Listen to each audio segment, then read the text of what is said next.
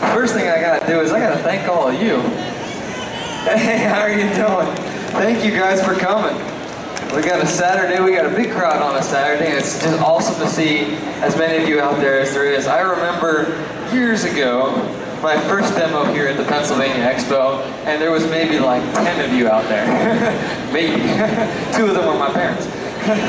So to have all of you guys out here now and see the work that we're doing, the horses that we're helping, and the people that we're helping, it's spectacular. So I got to thank you guys and owe it all to you guys. So today we're talking about in-hand work. You can call it in-hand work, you can call it bridle work, you can call it ground work, you can call it whatever you want. Basically, it's me working with the horse on the ground, and today we're going to be working, as opposed to yesterday when we were working at Liberty in the round pen, today we're going to be working specifically with the bridle. Now, the reason I work with the horse, thank you. The reason why I work with the horse here on the ground with the bridle is a bunch of different reasons. One, it could be a horse that is getting started to be ridden, that's an unbroken horse, and I want to give it some education before I jump into the saddle. It could be, I had to do some round pen work on this one. It could be an educated horse that I'm having difficulty with something in the saddle, and I need to progress that easier. It's easier sometimes for them to learn on the ground without the weight of our back and the imbalance of our back, and we can see it better on the ground. Oftentimes I find, particularly with my students, that when they're learning something new, to see it on the ground, the horse doing it right there in front of them, rather than trying to fumble around and feel it inside the saddle, it's extremely useful, especially when it comes to some higher level maneuvers that you can see the horse performing and know for sure that's what I'm looking for, that's correct. As opposed to in the saddle, you're struggling with feel, you're like, is that right? I don't know if it's right, I can't see his feet, I can't see the way he's moving, is this absolutely correct? Come here, bud.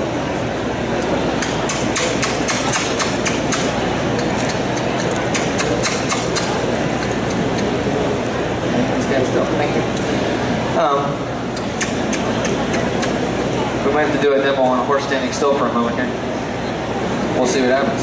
So it could be a unbroken horse, it could be an experienced horse that I need to help educate. It could be a higher level maneuver that I want to teach first, or it could be just for the fun of working on the ground. If I'm in a situation where I can't ride, the ground may be wet, I might not have an arena, I might not have a conditions where I can ride, but I have a little bit of time that I can work on the ground. It's a lot easier to throw a bridle on and start working. It's a lot easier to throw a bridle on and start working than it is to tack up, groom up, all this stuff. And a lot of times I'll pull them right out of the field. He's covered in mud and poo, and I can throw a bridle on him and get some work done if I got 10 or 15 minutes. So this is a good way to actually get constructive work done without having to worry about that. And just for the fun of it,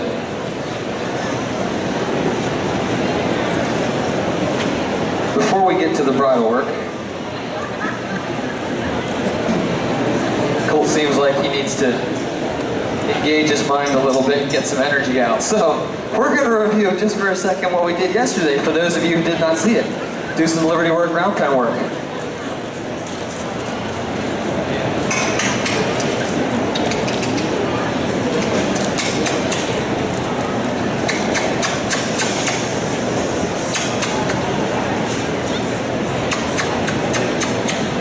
You are just full of yourself today. You said, my sister was out here, and she's a pretty Andalusian. She's got flowing mane that can run in the air. All I got is skin. I gotta do something.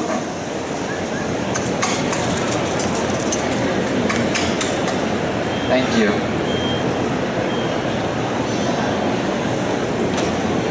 Good job. If you were here yesterday, we worked on starting Liberty work inside the round pen with an Andalusian, 7-year-old Andalusian mare named Darwin.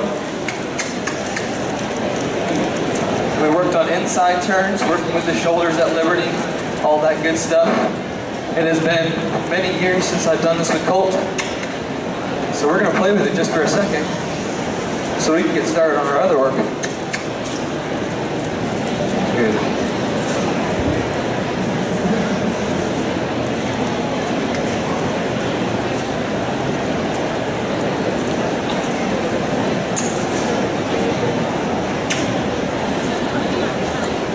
YouTube video will be up as soon as I get home on what we did yesterday as far as teaching this.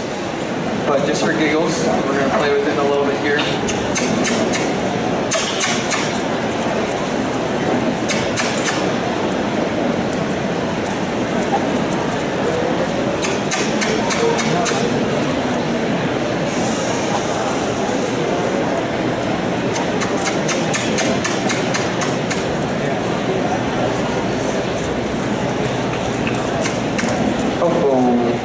Go again. Cold. Cold. Thank you. Okay, let's get back with the regularly scheduled program. And maybe we have a little bit more of a mind to work with. Maybe. If not, we'll work on it while we're doing our bridle work.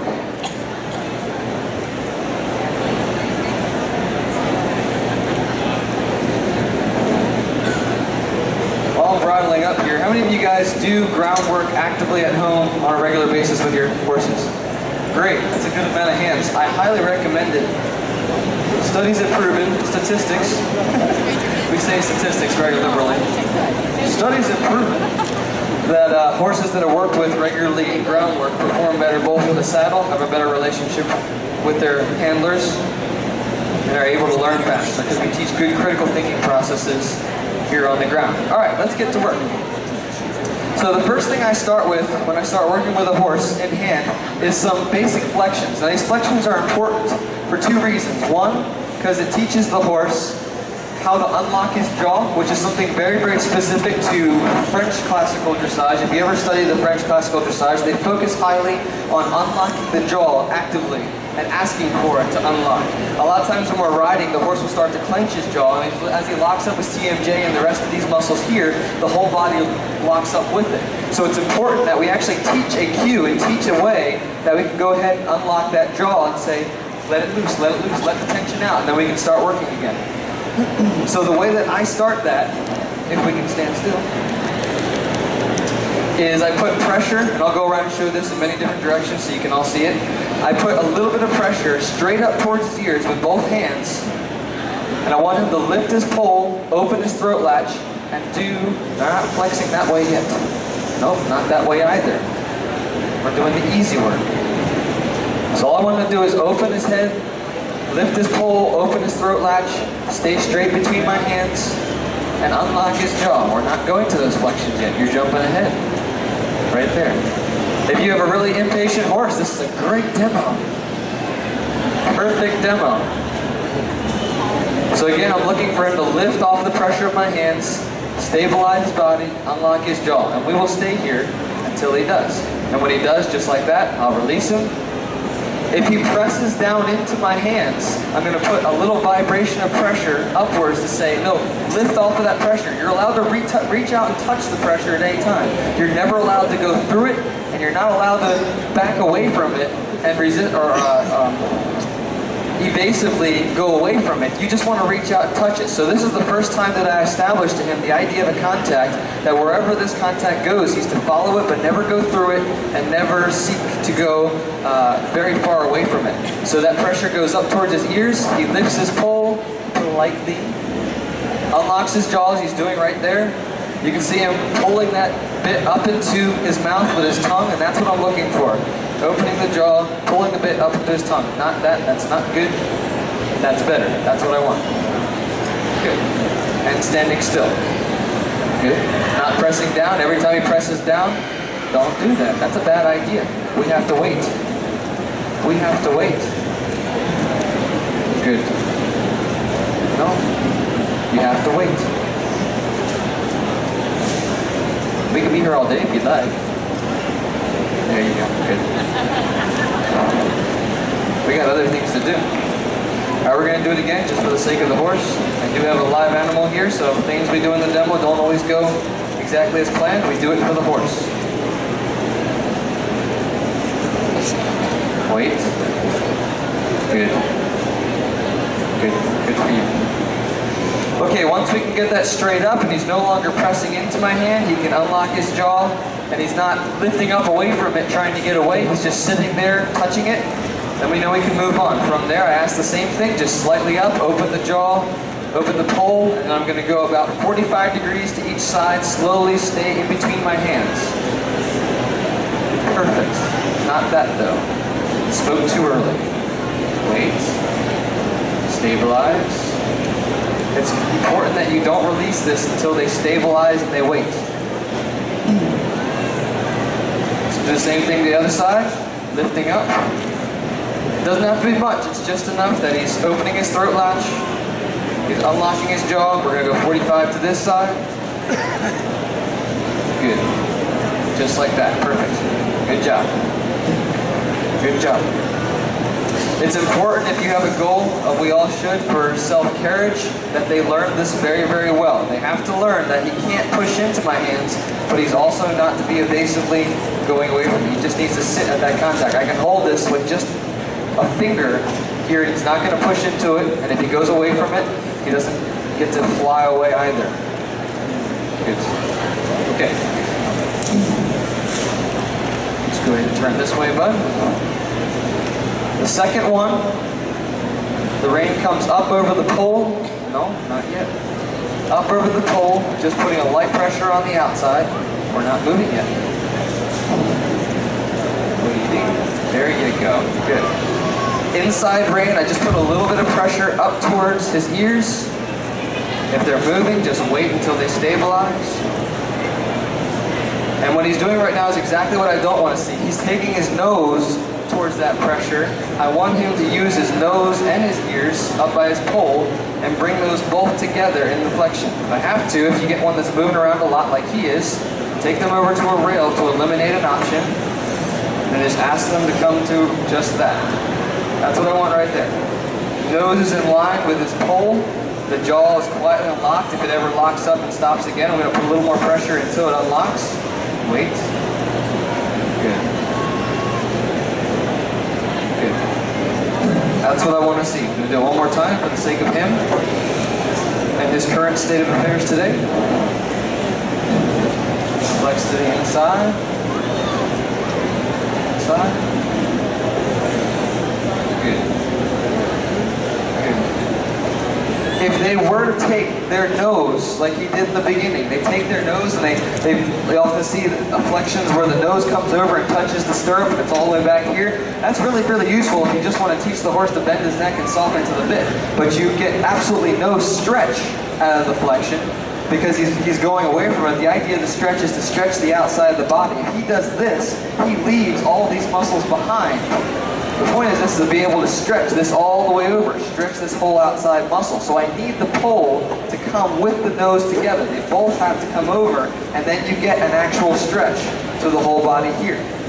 The same thing's going to happen when you're in the saddle with the bending. We need to be able to stretch this whole outside of the body here, keep these both in line. If he does take just the nose and not the pole, the outside rein puts a little bit of tension just to straighten him back up. And I don't go any further in the flexion until he can take both of those together. If that means I only get 10 degrees at first and he can go no farther than that, don't push for more.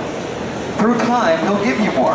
He'll volunteer it. I want this to be something that he volunteers and stretches. If you try to stretch tense muscles, they're going to rip, they're going to injure, and it's not going to be good. He's not going to want to do it again because it hurts. That muscle has to relax into the stretch, and the only way for that to happen is the pole and the nose stay in line together and come on over. So we do the same thing on both sides. For the sake of him, I will go ahead and do it on this side as well. Rein comes up over the pole. Fingers are on the inside. Light pressure up towards his ears. It says come on this direction. I don't pull him over, I just put pressure and he comes to me. There his nose is a little bit ahead. I'm going to take a little pressure on the outside. See if I can straighten him up. That's a little straighter. It's not a great flexion, but it'll be good for the first time. That's better, good. So I work on that little bit by little bit. Or ask it again. That's better. Right there you go. Much better. Good. Can you guys see the difference between that as far as the nose coming over and the pole and the nose staying lined together? Yes, got nods, good. It's really, really important, especially when you're in saddle. It's super important if you want to get actual flexion and actual stretching out of the body. Okay, the last one I do stationary before we get and start moving. I find this one critically important, especially to high-level horses, is that we're going to teach flexion and suppling from the outside rein now here on the ground rather than just the inside rein. So now instead of him coming towards me, he's going to respond to the pressure on the outside and go away from me. So it's the same idea. I'm putting pressure straight up towards his ear. And I'm going to hold that pressure and block his nose coming towards me. I'm going to hold that pressure until he takes his nose away. Right there. Right there. So this would be suppling and bending off the outside rein. You're on the ground first. Good for you. Good job. And do it again. Pull up. Right there. Good. There. Nope. No moving yet. No moving yet. Good. Good. You can see the jaw is active. The mouth is active. If he presses down into my hand, same thing. Little action upwards that says nope. No pressing down. If he were to resist and go straight up in the air, I would follow him with pressure up there until he came back down, and then I would release. Good job. So you can do this, and you can help horses that are either have a tendency to dive down into the ground into your reins, or have a tendency to reverse the neck, hollow the back, and go upwards. You can do the same thing. I'll turn around and show you guys. But if the horse goes down into your hands, it's little actions upwards that say, no, don't touch that. You can, or at least don't push through it. You can reach out and touch it, but don't push through it. So a little action upwards says, no, don't do that. If they resist, they go upwards and try to get away from it, follow them up there, put pressure on both reins, the one over the top of the pole and the one on the inside. Doesn't have to be a lot of pressure, it's just enough that it's uncomfortable. Follow them up there until the moment they come down, and then relax the pressure, go back to neutral. You can actually teach the horse, the high-headed, nervous horse, that reverses his neck and goes away from the bit and is ewe-necked, to learn to stretch and learn to follow the contact by doing this, lifting the reins, making it uncomfortable up there, and then feeling when they have a desire to go forward and releasing forward with them. It's very, very important for them to learn to be able to stretch outwards to that contact as well. I'm going to do the other side as far as the outward flexion. So again, I'm going to lift the pole slightly, open the throat latch, mobilize the jaw, pressure up towards his ears, away from me right there. Good. So we have suppling from the inside, we have suppling from the outside. Good stretching as far as keeping the nose and the pole together to get an active stretch, and unlocking the jaw, all those good things on the ground before we start moving. There it is. Okay, so once I get that done, and this is all really, really important stuff before we get to the fun stuff, we got to do this boring stuff to make sure the fun stuff goes right. So once I have that working, I'm going to come over to the rail. I'll show this on both sides so you guys can see where I'm positioned with my body. I'm going to do a very, very similar thing, and then I have a little tension on the outside rein. I'm going to ask him to flex to the inside like he is here, and then I'm going to ask him to go forward as I touch him with my dressage whip. He's to go forward and stay flexed at the same time. To do that, it's just little action upward on the rein, saying give me flexion, and then a touch with the dressage whip on his side where my leg would be says go forward. So we're doing a suppling, over-bending a little bit as we go forward to teach him to soften to that rein, and this is actually teaching as well to actively give to your inside leg, lift the rib cage, lift the shoulders, and go forward. I try to stay with my shoulders pointing forward, right where his shoulders are, where I can see everything and watch everything work. So I'm just working little touches on the inside rein saying give your neck, give your jaw, and continue to move forward. If he does not have forward, I touch him with the dressage whip and kiss to him and say, no, I need more forward. If he tries to run through me, my hand action upward on the bit stops him from running through. If you have a really, really pushy horse, you can straighten him up, put pressure upwards until he backs up, then ask him to go forward again. That can be your correction if he's trying to charge through your hands. If you have a horse that's trying to evade you, you go straight up in the air, same thing, lift the hand, put pressure up there until it's uncomfortable, and when he comes down, relax everything and go forward. Once I can get this here, then I'm going to release that pressure a little bit and let him guide through a small circle, offering for him to extend the neck towards the contact. It's important that he learns to stretch after he does that. This is a more lifted maneuver. It takes tension on the inside of his muscles. He has to contract one side of his body and relax the other side to be able to do this. So it's important that after we do this, it's like holding a weight in your hand for an extended period of time. Not too fast, please. That I release it, let him stretch forward and down. A little bit down, not a ton, just a little bit. Boom, boom. Good job. So that's the first one. From there, we go forward, we bend again. We already have this. I'm going to take him off the rail a little bit, and then I'm going to put pressure right up along his jawline and guide the shoulders back to the rail. Because we've already created a horse that's loose and he's supple through following that pressure. He's not pushing into it, he's not resisting away from it, and he's able to bend easily. If I lift that pressure right up along his jawline and block him from going forward, we can get the shoulders and the rib cage to soften over back towards the rail, towards a counter bend, which we're going to need later to control the shoulders. So we have the suppling, we have the jaw loose. I guide him off the rail a little bit, keeping the flexion, and now I'm lifting the rein right up along the jawline to guide the shoulders back. I'm going to do this a couple times so that you guys can all see it. Guiding him off the rail a little bit, and then pressure right up along the jawline, drifts the shoulders back. This is important to teach him how to lift the base of his neck, cross his shoulders over one and the other to start building up the strength of those ligaments and the strength of those muscles. Not too quickly, please, slowly. So off the rail, as I get better at this, I'm going to take him further and further off the rail. And then take him back. It's important while you're doing this, resist any temptation for him to drop back behind the vertical and kill the pole too much. If anything, lift his pole a little bit higher when he tries to do that. Don't let him flex back and behind. He needs to learn to move his body without collapsing his pole. When the pressure comes on, it's not about him to collapse his pole, it's about him to move his body and translate that pressure to the base of the neck, his back, and the rest of his body. Not drop behind. You can fix that, and you can help that here. It's a very, very bad habit. It's very tough to break, and it's so important that you do help a horse that does that. Colt was like that for many years because I taught him to do that very, very poorly, and then I learned better and learned that I was killing his body. Good. Good. Good. Very good. So we're working with the shoulders. Now we're going to do it a lot. We're going to take him all the way, half circle, and then bring him all the way back. This is a lot tougher. I'm going to go at a steep angle, bring all the way back around. Stay forward, and then come back. So because I worked on it little bit by little bit, progressing, that becomes very soft, and I have a great control of the shoulders. All right, you need to stretch a bit. I have great control of the shoulders, and I'm able to get them to move away softly and easily. Putting weight back onto the hindquarters, getting a big, big extension out of his front leg, being able to cross over, and then go from there. We're going to do it again. Almost all the way back to the rail. We're going to reverse the direction. Little action upwards along the jaw.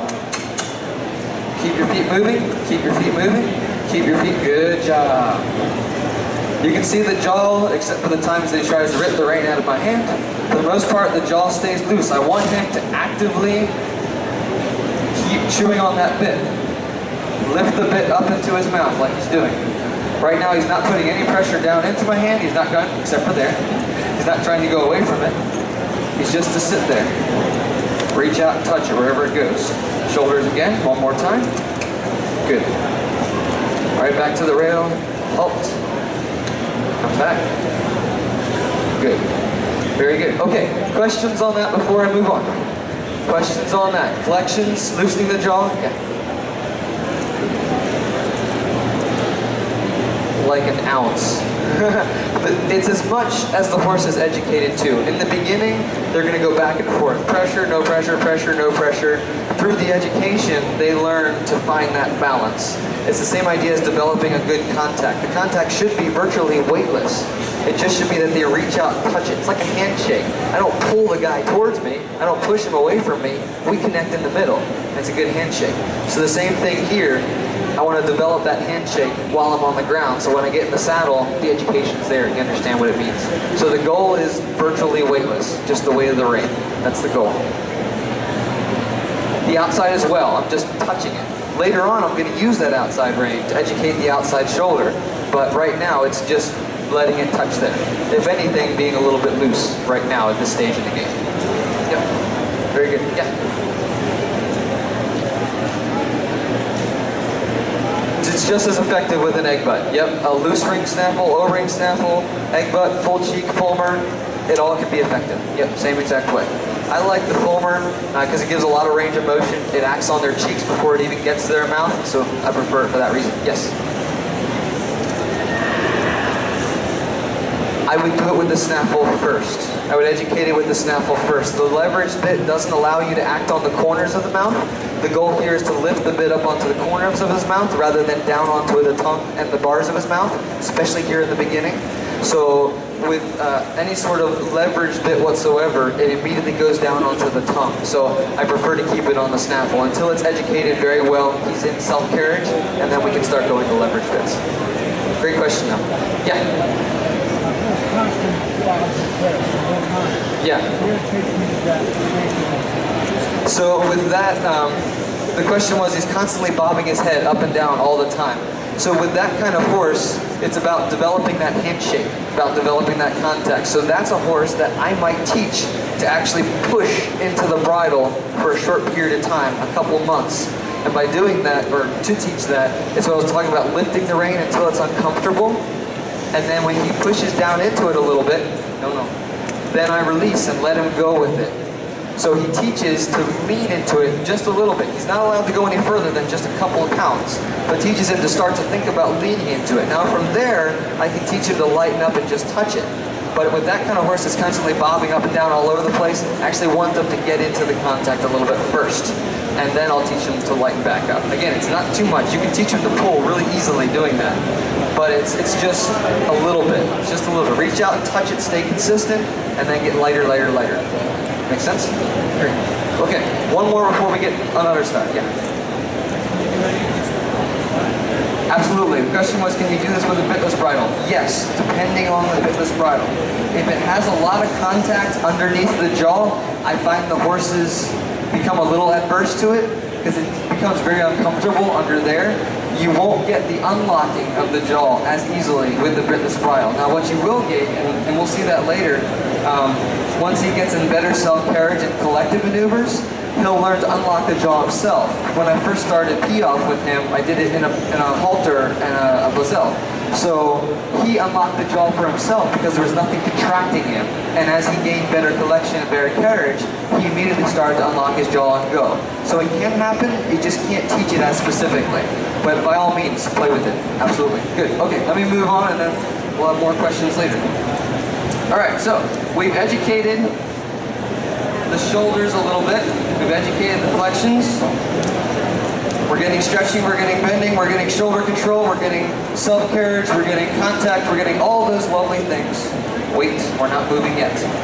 Now I'm going to start working with the outside shoulder as well as the hip. The inside hip. Not school halt. This is not what we're looking for yet. That's too difficult. You try too hard. This is easy stuff right now. We'll get to that later. Yeah, easy. Easy stuff. Okay, so I'm going to ask him to go forward again. This time, the responsibility of my inside rein is just to ask for a slight bit of flexion and to stay light. That rein is going to be responsible for his head elevation, as well as his flexion and the unlocking of his jaw. The outside rein is going to be responsible for making sure he doesn't drift away from me. Before, we were taking the shoulders away. Now we're going to keep them close, and the outside rein is going to do that. I'm going to pull down on this outside rein to say, shoulders, stay here with me. At the same time that I do that, you guys are like, whoa, whoa, whoa, whoa, whoa, way too much. At the same time that I'm doing that, I'm going to touch him right on his flank where my leg would be with my dressage whip and say, inside hind leg, step forward and across, but shoulders, stay with me. So I'm teaching yielding of the rib cage, yielding of the inside leg, drawing attention to the inside leg as far as the balance. And I'm teaching the start of shoulder in around the circle, your shoulder ins, your leg yields, all that stuff coming from right here. So I'm touching on the sides of his flank, saying inside hind leg, step over and across. When I have to, my outside rein says shoulder slow down. So this would be an example of he's stepping his foot across, but his shoulders are leaking out too. So if I pull down on that outside rein, touch that, the shoulders stay with me in the circle, the hind quarter can go to the outside.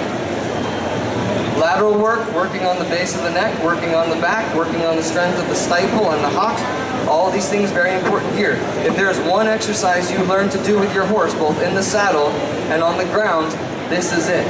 This can educate so many things. I can teach good classical one-handed riding off of this. I can teach leg yields and anything having to do with teaching my seat and legs off of this. I can teach him to move his shoulders. Yes, I know you're doing this for a long time. I'll give you a break in a second. I will teach everything can come right from here. When I get that taught very easily and lightly, I have all the tools I need to be successful. Literally, every single tool I need. Outside control, inside hip control, lowering it down, softness of the jaw, softness of the neck, softness of the poll. Every single bit of it's there in that exercise. If I can get to that, you have so much to work with, and you're educating. When I start getting on horses, even young horses, I quickly as possible get to this. Even if it's just at a walk, I get to this. And by the end of usually 1 or 2 sessions, I'm riding that horse one-handed at the walk, bending back and forth and yielding his hindquarters with my legs and seat extremely easily and lightly. It's possible. It can be done. You guys can do it. And it gives you so much to work with. So much to work with. Okay, let's take that a little bit farther. Let's combine them. So we have the shoulders and the hips and flexion, and we're not going forward yet. And we're not doing school halt yet. We're just relaxing. You work too hard. You work too hard. This is vacation time, sort of. You don't have to hold yourself in carriage all day. Just relax. You're good. You're fine. You work too hard. I have to say this because things like this can become annoying and an agitation as a rider and a trainer. But this horse is working hard. He thinks this is what he's supposed to do, and he's giving it his all. Why the heck would I correct him harshly for it? Why would I take that heart away from this horse? He's saying, I want to do it. I'm searching for what you're asking for. Give me a job. Why would I take that away from him?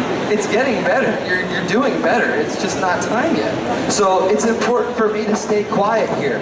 Not to shoot him forward, not to correct him harshly, but to stay quiet and say, that's awesome. It's just not time yet. We'll get to it later. It's just not time yet, and you can relax. There is a time to relax. And when he's relaxed, then we can go forward. Are you ready? Yeah, you're ready now. Good job. Okay, so I'm going to send him forward. Forward. Forward. The easy stuff.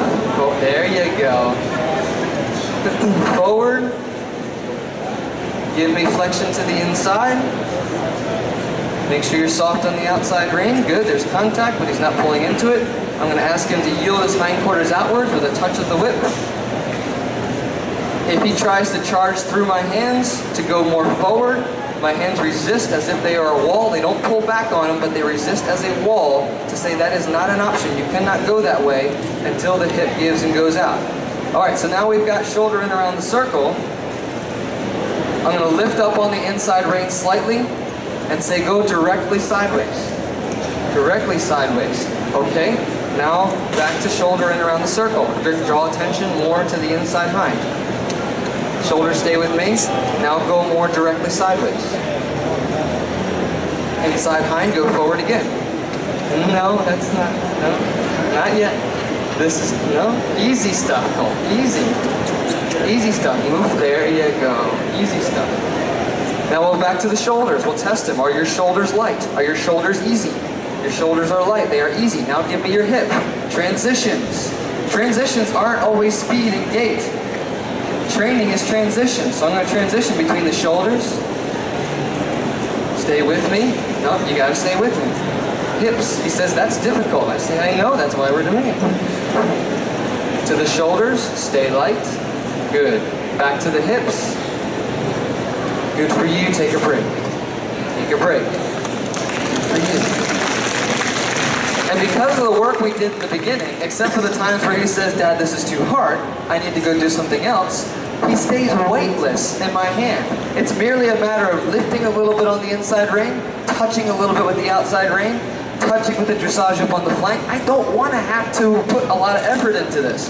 The more effort I put into it here, when I get into the saddle, all those contractions from muscles pulling are going into my body, and I can't balance and move as well in the saddle. This is important. Lightness is not just something out of comfort. Lightness is a necessity out of your ability to lead your horse well. It's a necessity. It has to be there. If it's not there, you're not riding well. The horse that is heavy in your hands, you cannot ride well. I challenge anyone that says, if the horse is heavy in my hands, I can still ride well. I challenge you that. It is not happening. It is not happening at all. For his better. It has to be there for him. My seat has to be able to be light. My legs have to be able to be relaxed. My back has to be able to be relaxed. I have to be able to move around with him. When I'm dancing, my sister and I used to do a lot of swing dancing. If I was a stiff person while I was swing dancing with her, it wasn't graceful, it wasn't beautiful, and it was really jagged for her. The cues were quick and sharp.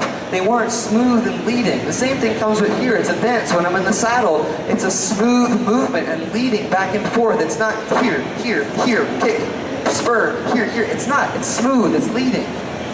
It's as if you're holding a child's hand. Or, as my best friend would say, it's a baby chicken. You're holding a little baby chicken. It's the same thing. So the same thing for him. We're going to work a little bit on the other side, because we've been working on that side a lot, and I always forget to work on this side during demos. Oh my gosh, what is that? Oh. You're fine. You're fine. Relax. He says, panic me off. You're alright. You're okay. No. No. Wait. Wait. Wait. Wait. Wait. Wait. Wait. Wait. Isn't that gorgeous? We have a downhill built quarter horse doing pee-off in self-carriage with an upward movement. People say this is impossible. He's hearing your applause and saying, I got it! But relax, you're You don't have to do that right now. This can be easy. Okay, let's just go forward. Good job. So that was the scariest thing. I scared the poop out of myself. Scared the poop out of myself. Okay, we're going to work on this side a little bit. I need to go flexion first. Flexion and relaxation first. He's giving me stiff flexion, so we're going to work with that. I need to slow the tempo down. The outside rein comes on a little bit and says slow the tempo down. He says pee off. I say stay forward. Slow the tempo down. He says spool walk. I can extend my feet and we can move slowly in self-carriage. And I say just go forward. There you go. A little bit better. I need lighter on my inside. He says hunches in. Too difficult. Lazy quarter horses, they say. Good, that's better. That's more fluid. Relaxing. Oh, we're going to do rein back just because he needs to slow his tempo down a little bit. Rein back, that's cool. You're trying your heart out, but you are all confused today. Good, there you go. And forward. Says I'm a stallion. I'm a hot stallion that can do this well. Okay, and backwards, but not. There you go. Good job. And come forward, softly. You know, it's a sad thing, but I don't always get to ride my horses nearly as much as I want when I'm home, because we got a lot of work to do on the farm. So when I'm out here, I get to train my horse. So we're going to get back to the actual demo in a minute, but this is a moment I need to take for the horse's sake and say, this can get better. Good. Okay, we're going to work on the shoulders a bit. Flex to the inside. Shoulders to the outside. This could be better. It could be lighter. Come to the inside again. I don't know if you guys can see it, but when he comes to the inside, he really falls onto his shoulder and bounces to the inside. Moving the shoulders to the outside immediately will help that if he's falling to the inside. We'll work on that progressively. Shoulders to the outside again. This could still be lighter, could still be better. He's been working hard this weekend. He might be a little sore, but we'll give him the benefit of the doubt. Shoulders more, please. Shoulders more, please. I must have it. There you go. You were trying harder before. Please try hard for me now. There you go. Good job. There's much better. Good job. Much better. And to the inside without dropping the shoulder. A little better. Good. Extend that leg out. Good. And shoulders again. More. I need more shoulders. We're going to hit the rail. You got to get more shoulders. Good. Yes. Pull a little bit higher. There you go. I'm trying to talk this out as much as possible so you can see my brain process as I'm working on these things. I find some people really think that's helpful to know all the things that I'm thinking about when I'm working with my horse, because sometimes it looks like I'm just doing nothing up there, but all these things are happening. Shoulders, a bit softer, I need them faster. There you go. Okay, we're gonna halt. Bring back. Just bring. There you go. Good job. Take a relax. Take a stretch. Take a break. Relax. You're good. Thank you. He's working hard. We're working. We're working hard. Okay, well, I'm giving him a short break because he needs it. More questions. More questions on that with the hips and the shoulders. We're working on that stuff. Any more questions? Yes. How often should I do it? I would love to do this every day if I could. So you can never do enough of this. As long as you don't overwork it, I wouldn't do this for 2 hours every day. So maybe 20 minutes, 30 minutes, as much as I could, as often as I could, little short clips, make an improvement, make sure he's happy, get out of there. Go in, make an improvement, make sure he's happy, get out of there. The more you do that on a consistent basis, I would much rather do 15-minute rides every day than an hour to 2 hours once a week. I would much rather that for his sake. So little times are good. Good question. Very good question. Okay, any other questions before we move on? He needs to take a break, so this is the perfect time. Yeah.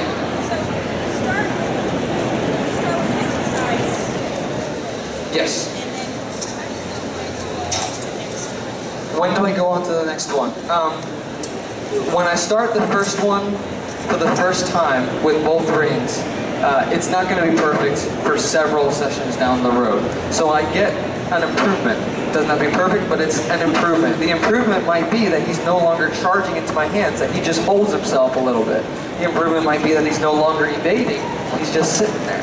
That may be all I get, and then eventually I'll unlock the jaw as well, and ask for them both together. So do it 3 or 4 times, get an improvement, and then move on to the other ones, and you'll perfect them as you go along. So don't be afraid if the first one isn't perfect, to not move on. I do all 3 of them every single time. Yep. Yep, very good. Okay, other questions? Other questions? I'm going to do a time check. Question? Yeah.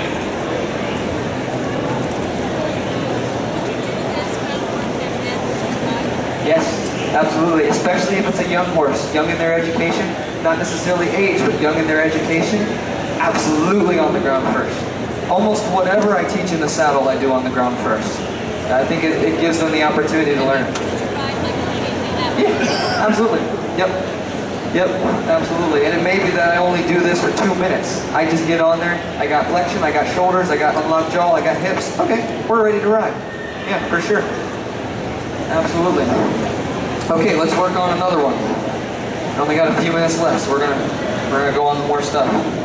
He's already shown some of his fun stuff already, so we're just gonna move right along. Okay, so because we've taught the horse to bend to the outside, suppling from the outside rein, and we taught him to yield to the dressage whip, we can start haunches in, preparing for half passes, preparing for walk pirouettes, and preparing for lead changes. So I'm going to be on the outside now, by the rail, and I'm going to ask him to bend a little bit to the inside, not your hips yet, too early. Bend a little bit to the inside by putting pressure on this outside rein here, just like we did with the flexion, and then I'm going to touch him right where my leg would be, and say, haunches, come to the inside. Haunches, come to the inside. And then relax, go forward. Again, touching with the whip, haunches, come to the inside. Good, go forward. Haunches, come to the inside. Very good, go forward. Haunches, come to the inside. Now shoulders come to the inside with your haunches. Good. Little touches with the whip, keep the haunches moving. Little actions with the inside rein as well as the outside rein, guide the shoulders. So we're starting walk pirouette. Haunches stay engaged. No, keep the haunches engaged, please. There you go. A little more flexion if you can, a little less haunches. No, the rail's here, so am I. Good, and then relax, go forward. So we quickly taught the haunches in, then we asked for the haunches to stay in around the circle. And we can extend this, because I'm going hyperspeed because we don't have a lot of time. We can keep this and start teaching half pass. There's a lot of flexion in this half pass, I don't mind that at first. So I'm saying haunches go in the same direction as the bend, with the shoulders as well. Self-carriage, lift. Not pee off, go forward. All this is building. Pee off can come easily if the horse understands self-carriage and they understand go forward and impulsion. Nope, I need more hip we're going forward. That doesn't mean work harder, that means more hip. Let's come back over here. Let's try again. You're working too hard again. Slowly, slowly, good, better, good. Nope, let's go forward. Let's go forward. You're working too hard again. There you go. There you go. There you go. There you go. Good job. Relax. Relax. Thank you. He's working hard. All right, we're going to do it on the other side. So that's preparing your walk pirouettes, your half passes, your lead changes, all coming right from that. And it's a simple touch on the outside, just as it would be my outside leg, the dressage whip here. It comes just from that. Okay, we're very short on time, so we're going to move to other things that Colt loves to do, which you've already seen, but he wants to do them, and he must do them when I ask for them, not when he thinks that they're a wonderful thing to do. So for giggles, we're going to start pee-off, but not yet. I prefer to do, especially for horses that are not so gifted in their gaits, I prefer to do it from rein back. So once I've developed the rein back softly, like he's doing here, then we say go forward. And that forward is going to go away. I don't go straight away to stopping. I want impulsion. So we go transitions. We go from rein back, not school halt, rein back, immediately I touch, go forward. Go forward. I want impulsion. I want as soon as I touch his desires to go forward. Then little bit by little bit, rein back, little bit by little bit, I limit how much he can go forward. And then push out of it, go forward. And then slowly, little bit by little bit, we're in rein back, go forward. Lovely, lovely, good job. Keep going then. Tempo, tempo, tempo. Must be better. Keep going, you have it right. That's better, good job. Oh. Good job. So a downhill built quarter horse that was raised to work cows can learn to move in a better balance, learn to move uphill, and do things that they say he's not supposed to do. It can happen. All these horses can do it. They are able to do it, and we can do it by teaching them lightness, impulsion, to be flexible, to be attentive. All those things can happen. How many of you guys have horses, backyard horses, that are not necessarily as gifted as the ones you go out and pay big money for? Anybody? Anybody have the free horses that were given to you? Yeah, that happens. I got this horse when he was a little yearling. He looked as ugly as a rat, and I picked him up for about $500 thinking that I would probably never keep him. And he's developed into something special because we've sought out how to do things better. We're always searching how to do things better, how to make things stronger. For a long time, I brought his body down and I made him weaker. And then eventually we learned that there was a better way. There's a way that can make him stronger. My goal as a horseman is that at the end of the day, he lasts longer because of the training that I give him, not shorter. I want to see him working into his 20s. He's 11 now. I want to see him doing demos and doing it at this level into his 20s, instead of breaking down at 6, 7, and 8 and not being able to move and needing hock injections and such like that. It's very, very important to these. It's our responsibility as horsemen and horsewomen to make that. He should be stronger because of us, not in spite of us. And hopefully, we're getting stronger. We are. Okay, I don't know that I have much time. I got 5 minutes left. All right, questions. Questions, questions, questions. Any at all? Yes. Yeah.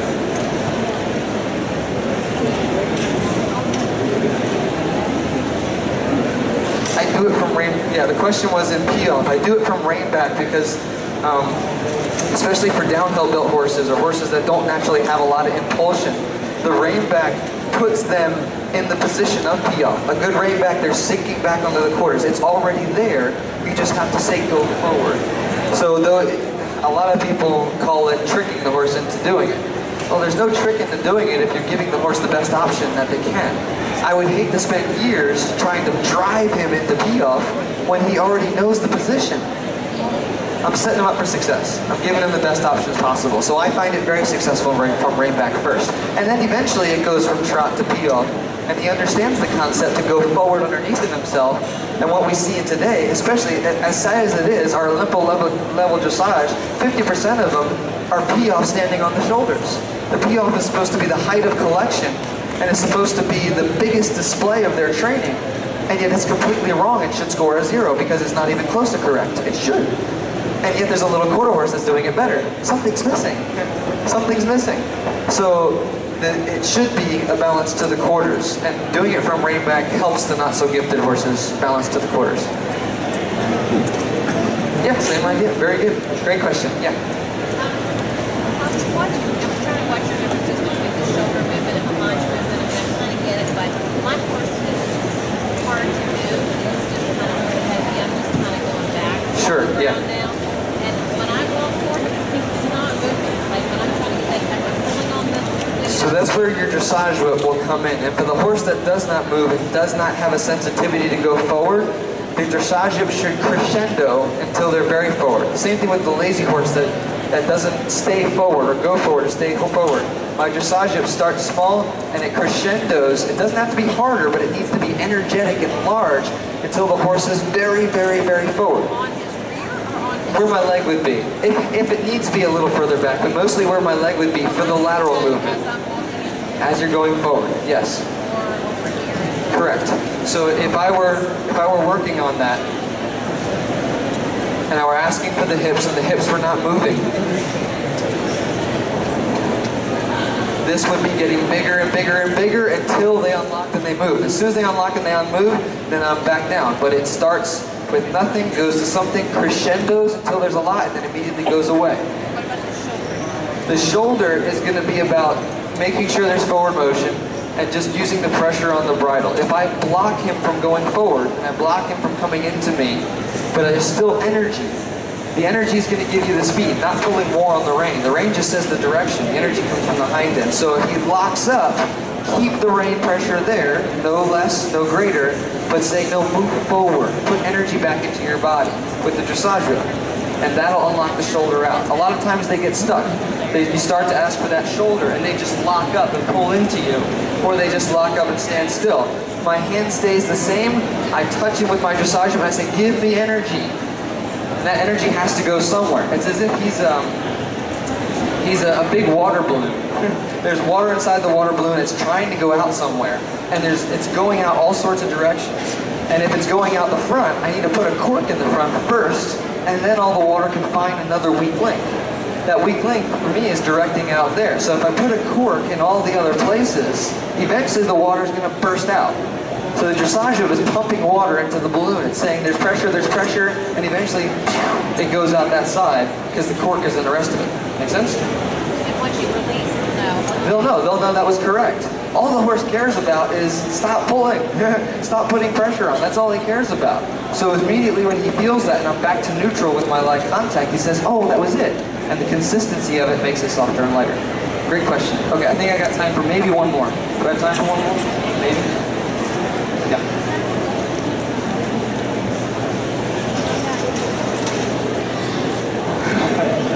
Thank you. Yes, great question. That's a perfect question. Do I do clinics? Sure, go right in. His name's Cole. Yes, we do clinics. I would say come back to our booth 419, which I was about to say. It's right over on the other side there, 419. Come talk to us about doing a clinic. We would love to come to your place and work with you. Absolutely. Yep, very good. All right, one more time check, see if I got time for another one. That was a short one. I got one more. Let's do one more. Question. Look, yes, sir.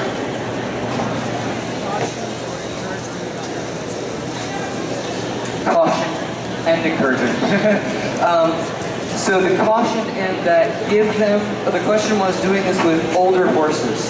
This is great for older horses, especially at the walk. I do this a lot in the saddle, particularly at the walk with older horses. Half-pass, walk pirouette, leg heel, shoulder in, all that kind of stuff. Because it's stretching and strengthening. They can hold self-carriage at the walk a lot easier than they can canter and trot.